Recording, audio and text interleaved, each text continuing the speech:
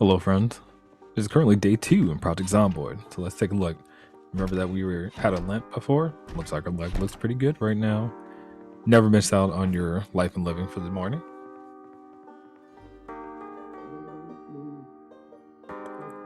While we sit and process what's happened during the zombie apocalypse, it's important to start setting goals for what you're going to be doing during this save. Common objectives every player has to face are establishing a base, defining your save, acquiring a generator, and determining your food source. Of that list, defining a save is going to be the most arbitrary. Are you going to roam, or are you going to turtle? When I say turtle, that doesn't mean you won't go and find POIs and loot houses, but you'll stay in Rosewood, for example.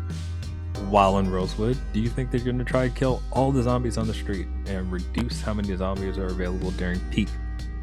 Using our character as a good example of this, a park ranger has 2 strong weapon types. An axe, which for a park ranger, the axe has a skill bonus. The second weapon type that would be given by park ranger are spears. Spears get their durability from carpentry, which we do have a skill bonus for as well.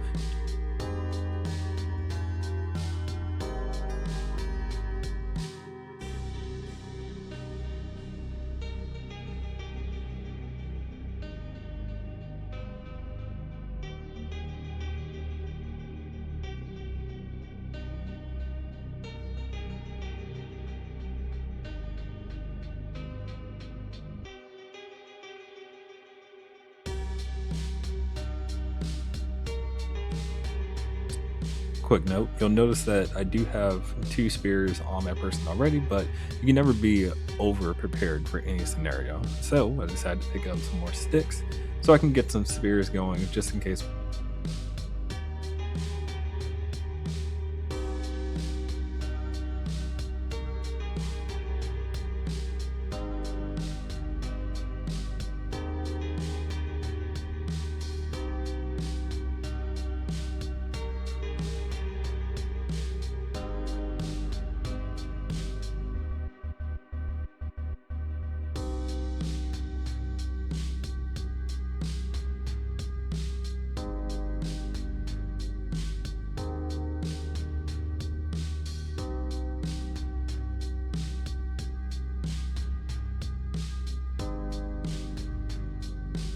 Remember we discussed defining your save.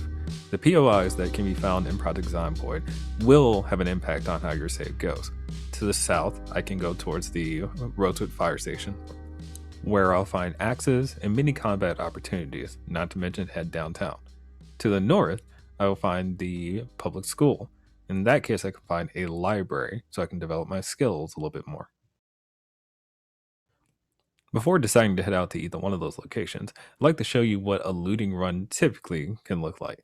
This house actually was surrounded by zombies on day 1, and those zombies probably haven't migrated away. So this is more dangerous than the house that Dustin and Christine were at prior.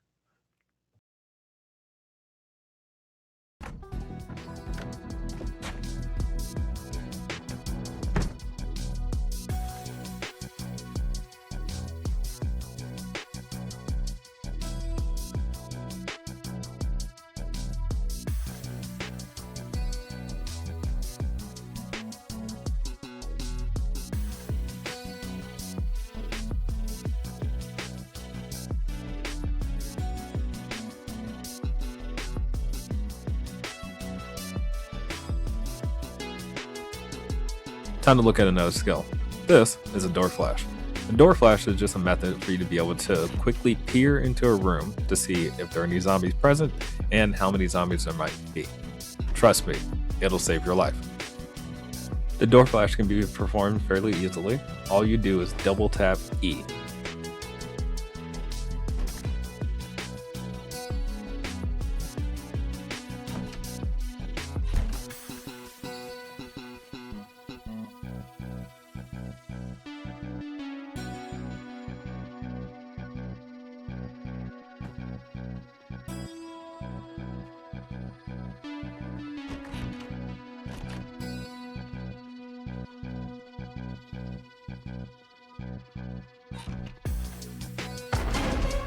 A prime example why the door flash is used This is just one zombie, but imagine if there was 3, 4, or 5 sitting there because of how spawns sometimes work.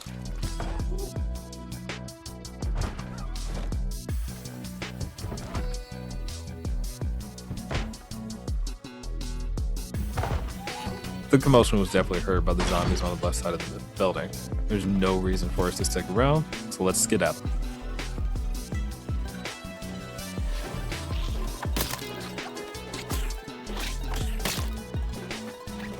Let me be honest and say that we originally were going to go to the fire station.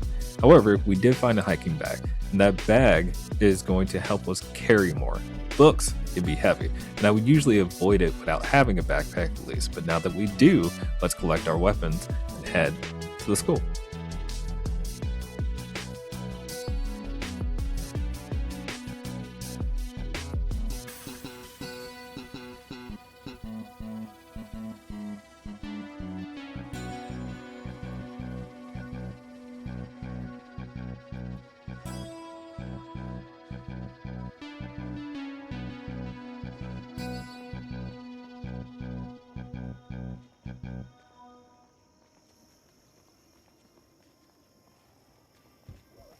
Alright, I'll say it. Up until now, we've played it safe. But whenever you're heading towards the POI, you're always going to have to be in for a fight. So, usually you need to grit your teeth. Maybe, maybe you can sneak past them. But looking at the school as it is, with how much ground we have to cover, you're going to have to pull up your britches, grab your weapon, and turn up.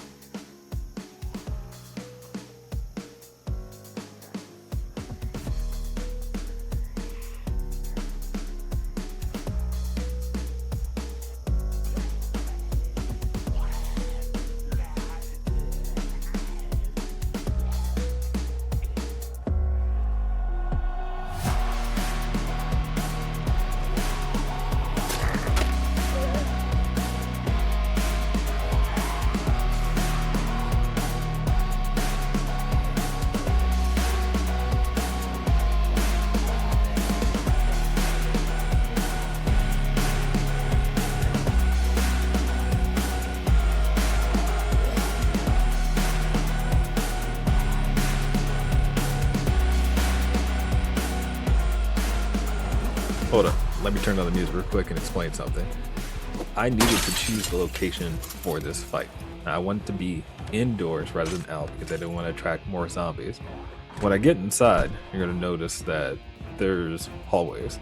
Whenever you go into a building, zombies actually do spawn, most of the time. In this case, I wanted to see if there were any zombies in my direct vicinity or not. And since it looked like it was all clear, I was ready to take my stand.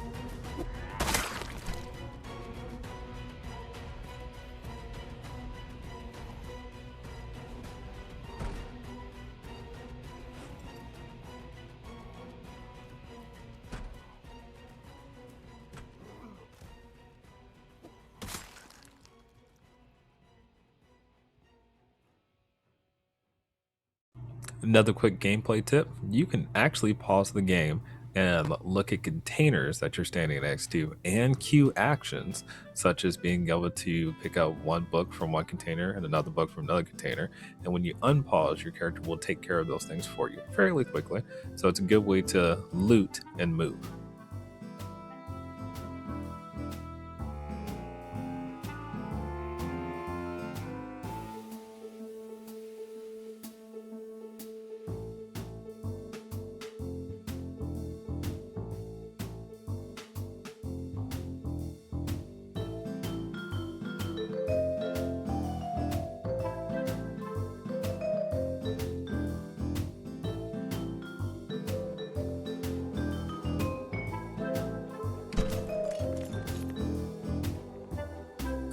Another quick tip, if you're looking for a bag, you can also come to a school and go into any of the lockers and see if you can find yourself a school bag.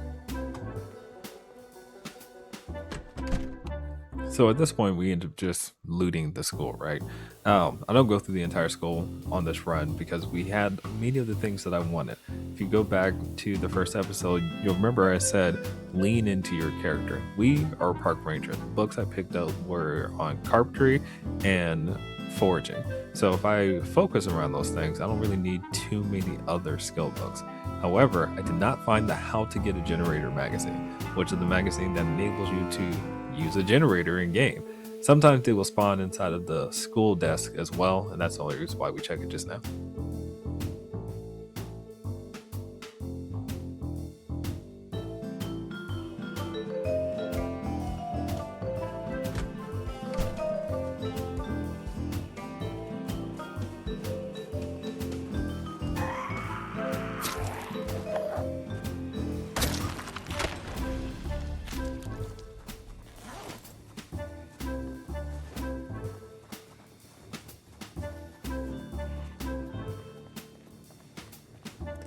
I have no logical reason as to why I decided to get into this car at this moment.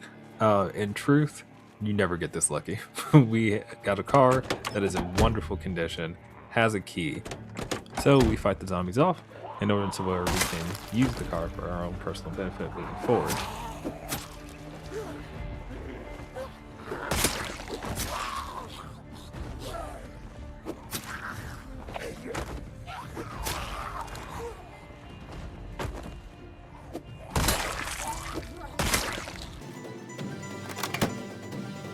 A quick note about Apocalypse difficulty is that the map is not unlocked.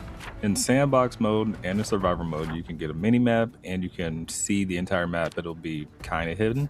In Apocalypse difficulty, nothing is discovered. So whenever you find a map, read it. This car has no gas.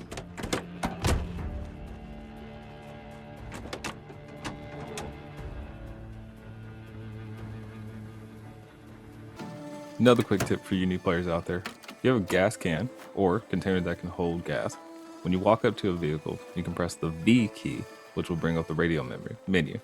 If you see a gas minus, which means siphon, or gas plus, which means add symbol, that means that there's gas available or you can add gas.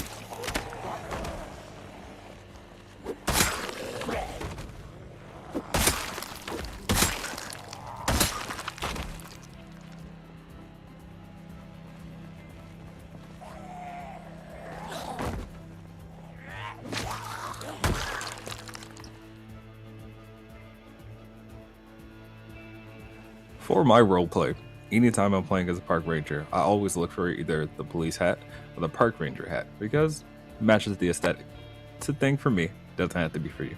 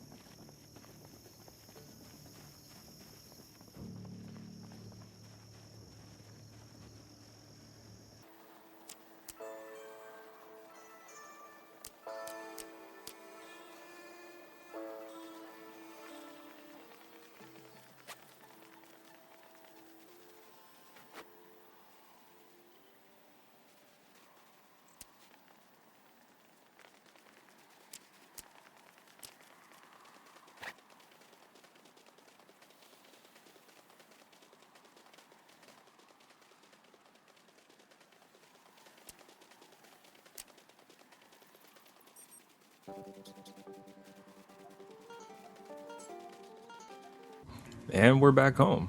So, you gotta get yourself unpacked. Notice that, yes, the TV is technically running, but we've already missed woodcraft.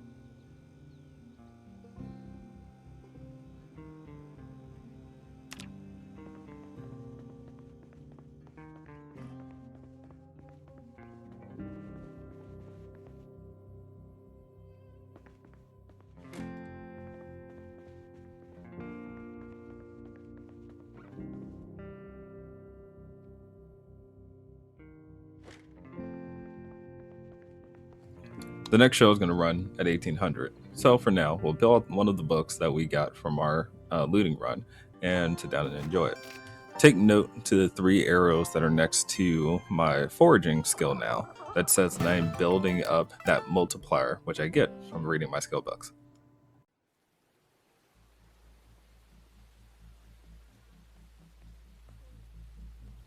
I don't know what your vibe is when you go to bed, but there are lots of things that you have to do in game to prepare your character. Now, if you're out and about, it's one thing, but when you're inside your base, I really like to set the mood.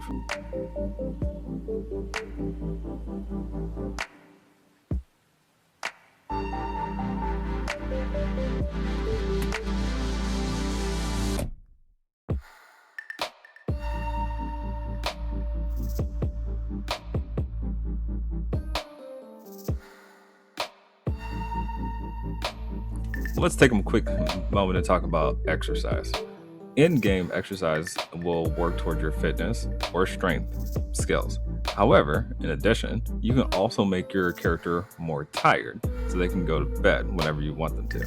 So for me, since it's already 8:30, we need to be able to get our exercise in, get tired and get closer to 10:30, which is usually the time I like my characters to go to bed if I'm going to be up at 5:50 before Life and Living starts at 6.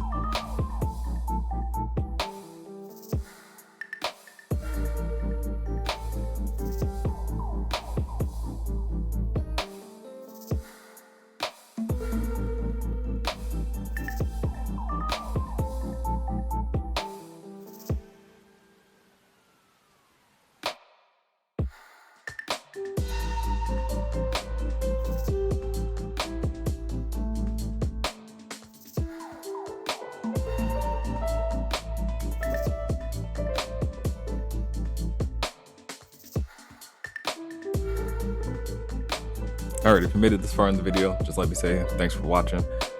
It's been actually a lot of fun making these videos, and I do have a fair amount ready to go in terms of edits and working those things out. If you have recommendations for other players, of course, there's many different ways to play Project Zomboid. Please add them to the comments. The likes, comments, subscribes, all those things do help on YouTube and the algorithm. So, yeah, thanks for hanging out, and I'll see you in the next one.